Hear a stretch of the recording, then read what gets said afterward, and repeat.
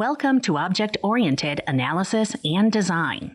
After watching this video, you will be able to explain what objects and classes are, describe the purpose of a class diagram, and explain object-oriented design in relation to software architecture. Object-Oriented Analysis and Design, or OOAD for short, is an approach for analyzing and designing a software system when the system will use object-oriented programming languages to develop it. So, before we discuss OOAD, let's learn a little more about object-oriented programming in languages like Java, C++, or Python. At the heart of OOAD are objects. Objects contain data, and they also have behaviors that prescribe the actions the object can take. I could create an object, for example, that represents a patient. And let's say that patient's name is Naya Patel, and Naya needs to cancel an appointment she made. Before creating Naya, however, we must first create a generic version of a patient object. The generic version of an object is called a class. Let's discuss classes next before we discuss more about Naya. Specific objects, also called instances, are created from classes, which are blueprints or templates for an object. So, from our previous example, considering Naya Patel, Naya would be an instance of the patient class. The class contains the object's generic attributes, the properties and methods, but it is only when the object is created, which is called instantiation, inside the code, that these generic attributes are set to particular values.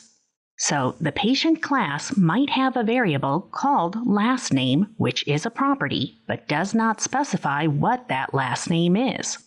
Last name is just a placeholder until the object is created and assigned a name. And once the object has been instantiated, its methods can be called to make the object perform some action, such as making or canceling an appointment.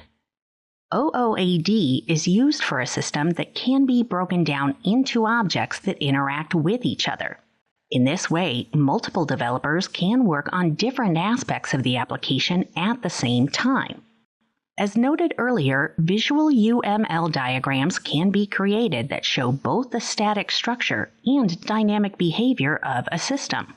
We've seen a couple of examples of behavioral UML diagrams already, so now let's look at a structural UML diagram called a class diagram next, now that we know what classes are.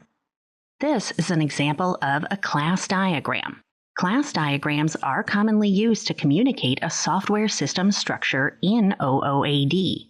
The class diagram shows how the classes in an object-oriented design relate to one another. Each box represents a class and shows its attributes. Recall that an object's attributes are both its properties or its data and its available actions, called methods. A class diagram also shows the relationships between classes. A subclass is said to inherit its parent class attributes, meaning it has the same properties and methods as the parent class, but also may add additional properties and methods. In this diagram, the nurse, doctor, and technician classes are subclasses of medical personnel, and the specialist class is a subclass of the doctor class. This means that doctors can do anything medical personnel can do, and specialists can do anything a doctor can do. In this video, you learned that object-oriented analysis and design is the process of planning a software system based on the behaviors of interacting objects. Objects contain data, and they also have behaviors that prescribe the actions the object can take.